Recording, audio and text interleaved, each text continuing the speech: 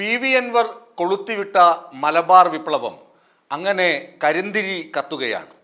CPM പടിയടച്ച് ഇറക്കിവിട്ട പി.വി. അൻവർ ഗതിയില്ലാതെ അലയുമെന്നാണ് CPMന്റെ പ്രതീക്ഷ. അല്ലെങ്കിൽ CPM അണികളും നേതാക്കളും ഒക്കെ ഇപ്പോൾ കരുതുന്നത് പി.വി. അൻവർ ഗതി കിട്ടാതെ അലയുമെന്നാണ്. എന്നാൽ പി.വി. അൻവറിൻ്റെ ഉള്ളിലിരിപ്പ് മറ്റൊന്നാണെന്ന് രാഷ്ട്രീയ രംഗത്തെ വിദഗ്ധർ ചൂണ്ടിക്കാണിക്കുന്നുണ്ട്, അല്ലെങ്കിൽ രാഷ്ട്രീയ നിരീക്ഷകർ പറയുന്നു.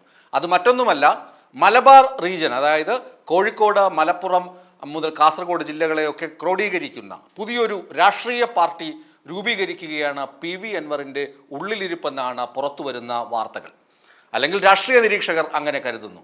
ഈ പുതിയ രാഷ്ട്രീയ കക്ഷിയിൽ ആരൊക്കെയാകും പി.വി. അൻവറിന് ഒപ്പമുണ്ടാവുക?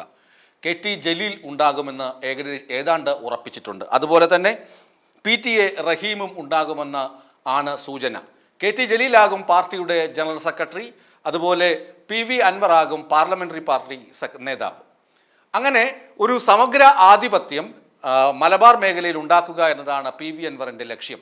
ഇത് അത്ര വേഗം സാധ്യമാകുമോ എന്ന് ചോദിച്ചാൽ സാധ്യമാകില്ല. എന്നാൽ പി.വി. അൻവർ ഒരു രാഷ്ട്രീയ കക്ഷി രൂപീകരിക്കുകയാണെങ്കിൽ കോഴിക്കോട്, മലപ്പുറം ജില്ലകളിൽ CPMന്റെ നില കുറച്ചുകൂടി പരുങ്ങലിലാകും. കാരണം CPM ഈ മുസ്ലിം ഭൂരിപക്ഷ മേഖലയിൽ എങ്ങനെയാണ് കരുത്താർജിച്ചത് എന്ന് വെച്ചാൽ, അവിടുത്തെ സ്വതന്ത്ര മുഖങ്ങൾ AP അബ്ദുള്ളക്കുട്ടി മുതൽ ഇങ്ങോട്ടുള്ള കുറേ സ്വതന്ത്ര MLA ഉണ്ടായിരുന്നു. സ്വതന്ത്രരായ മുഖങ്ങൾ അവർ ഇടതുമുന്നണിക്ക് ഒപ്പമായിരുന്നു.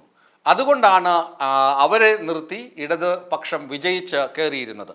എന്നാൽ അങ്ങനെയുള്ള ആളുകൾ പാർട്ടിയിൽ നിന്ന് പുറത്തു പോകുമ്പോൾ, അല്ലെങ്കിൽ പാർട്ടിയുമായുള്ള ബാന്ധവം ഉപേക്ഷിച്ച് സ്വതന്ത്രപാത തന്നെ പിന്തുടരുമ്പോൾ CPMന് ക്ഷീണമാകും ഉണ്ടാവുക. അതിൽ യാതൊരു തർക്കവുമില്ല. പ്രത്യേകിച്ച് നിലമ്പൂരിൽ പി.വി. അൻവറിനുള്ള അത്ര ജനസ്വാധീനം CPMലെ നേതാക്കൾക്ക് ഇല്ല. കഴിഞ്ഞ ദിവസം അവിടെ മുദ്രാവാക്യം, കൊല്ലുമെന്നും തിന്നുമെന്നുമൊക്കെ മുദ്രാവാക്യം മുഴക്കിയെങ്കിലും അതൊന്നും അങ്ങനെ യാഥാർത്ഥ്യമാക്കാൻ കഴിയുന്ന സംഭവങ്ങളല്ല.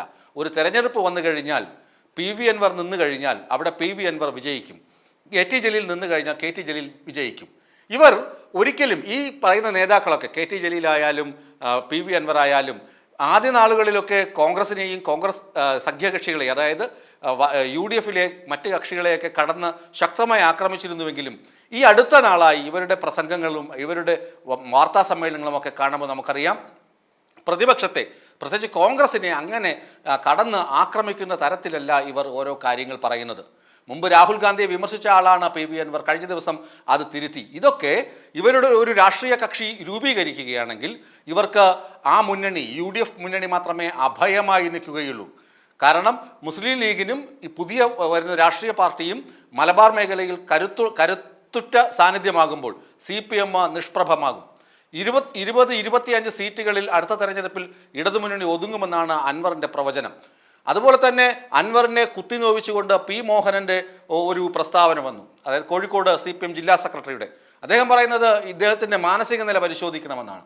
അതുപോലെ സാംസ്കാരിക രംഗത്തുള്ള ആളുകൾ പറയുന്നത് മതരാഷ്ട്രീയ ഉഡായിപ്പ് വിപ്ലവവുമായാണ് പി.വി. അൻവർ വന്നതെന്നാണ്. അപ്പോൾ CPMന് ഒപ്പം നിൽക്കുന്ന ആളുകൾ, CPMന് അകത്തുള്ള ആളുകളൊക്കെ പി.വി. അൻവറിനെ അടച്ച് ആക്ഷേപിക്കുന്നത്, പ്രത്യേകിച്ച് സമുദായ മുദ്രകുത്തി ആക്രമിക്കുമ്പോൾ മുസ്ലിങ്ങളുടെ വോട്ടുകൾ, തീർച്ചയായും മുസ്ലിം സമുദായത്തിൻ്റെ വോട്ട് പി.വി. അൻവറിന് ലഭിക്കുമെന്ന കാര്യത്തിൽ തർക്കമില്ല. അതൊരിക്കലും CPMലേക്ക് പോകില്ല.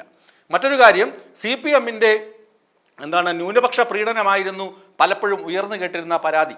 മുസ്ലിങ്ങളെ കൂടുതലായി CPM സഹായിക്കുന്നു എന്ന തരത്തിലായിരുന്നു വാർത്തകളും അതായത് അച്ചുകൂടമൊക്കെ നിരന്നത്. എന്നാൽ ഇപ്പോഴങ്ങനെയല്ല സ്ഥിതി. CPM BJP ബന്ധമാണ് ശക്തമായിരിക്കുന്നത്, CPM RSS ബന്ധമാണ് ശക്തമായിരിക്കുന്നതെന്ന് പി.വി. അൻവർ തെളിയിച്ചിരിക്കുന്നു. അതായത് CPM ഭരണകൂടത്തിലുള്ള, അല്ലെങ്കിൽ CPM സർക്കാരുള്ള ഉന്നത ഉദ്യോഗസ്ഥരൊക്കെ തന്നെ, അവരിൽ പലരുമൊക്കെ തന്നെ RSS ബാന്ധവം പുലർത്തുന്നവരാണ്. ഒരു RSS ഷെയ്ഡിലാണ് CPM മന്ത്രിസഭ ഇപ്പോഴുള്ളത്, CPM സർക്കാരുള്ളത് എന്ന ധാരണ പൊതുധാരണയായി മാറിയിട്ടുണ്ട്.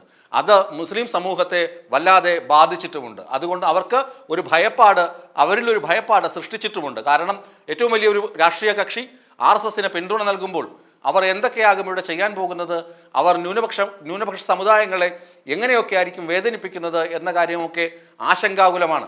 അതുകൊണ്ട് തന്നെ P V. Anvar, KT Jaleel, PTA Rahim ഇവരൊക്കെ തുടങ്ങിയ ആളുകൾ ഒരുമിച്ച് നിന്ന് ഒരു പാർട്ടി രൂപീകരിക്കുകയാണെങ്കിൽ ഒരു പക്ഷേയെങ്കിൽ UDF മുന്നണിയിലെയും അല്ലെങ്കിൽ UDF നേതാക്കളിലെയും അതുപോലെ മുസ്ലിം ലീഗ് പ്രത്യേകം എടുത്തു പറയുകയാണെങ്കിൽ മുസ്ലിം ലീഗിലെയും ഒക്കെ കോൺഗ്രസിലെയും മുസ്ലിം ലീഗിലെയും ഒക്കെ നേതാക്കളിൽ ചിലരെങ്കിലും ഇവരെ പിന്തുണച്ച് ഇവർക്കൊപ്പം പോകും.